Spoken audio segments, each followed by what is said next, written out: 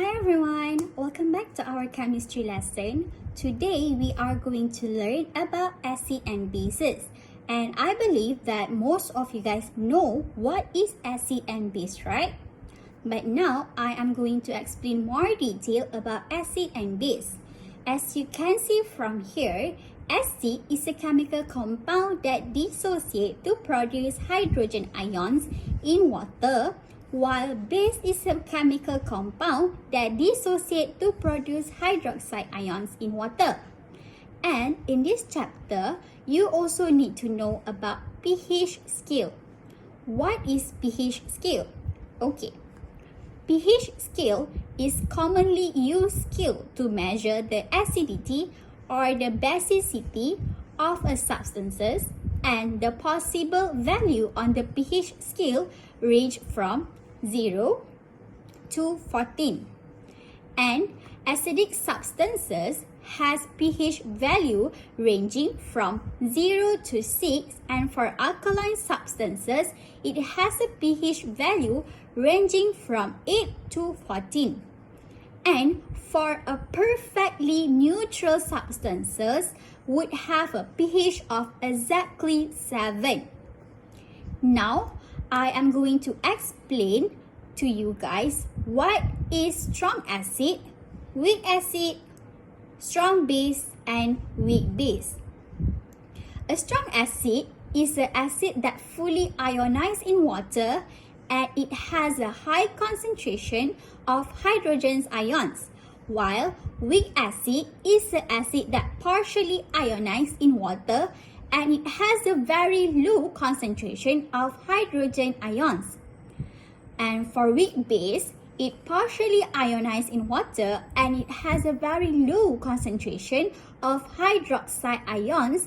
And for a very strong base, it will be fully ionized in water, and it has a very high concentration of hydroxide ion. Besides knowing about the pH scale, you also need to know what is pH stand for.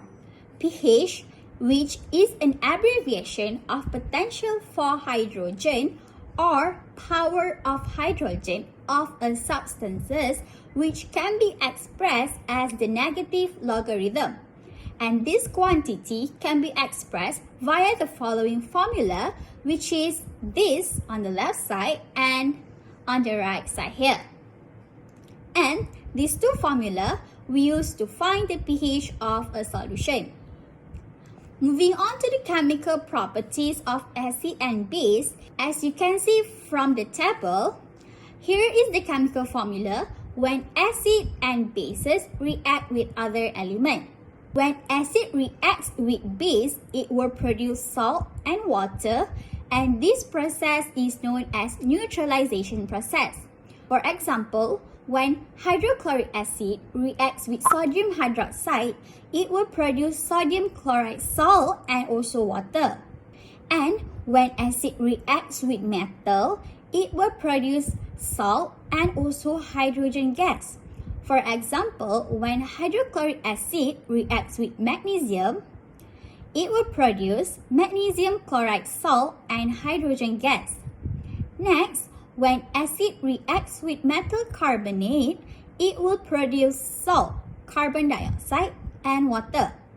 Example for this reaction is when we add hydrochloric acid reacts with calcium carbonate, it will produce calcium chloride salt, carbon dioxide gas, and also water. And when base react with metal ions, it will produce metal hydroxide.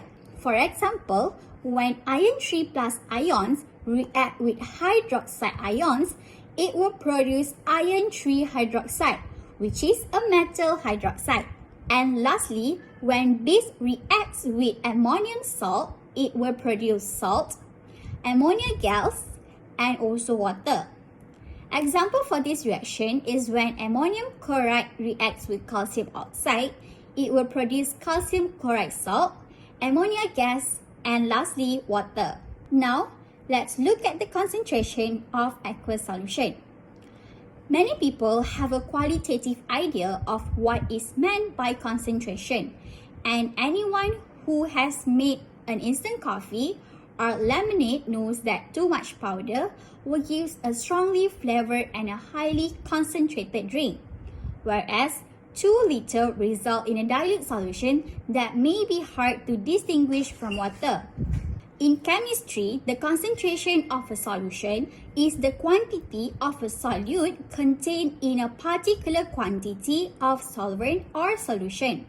And here, we need to know that the concentration of solute is important in controlling the stoichiometry of reactant for solution reaction. Chemists use many different methods to define concentration.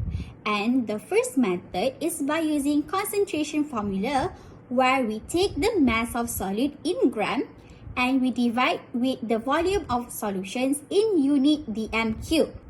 And the most common unit for concentration is molarity, which is also the most useful for calculation involving the stoichiometry of reaction in solution.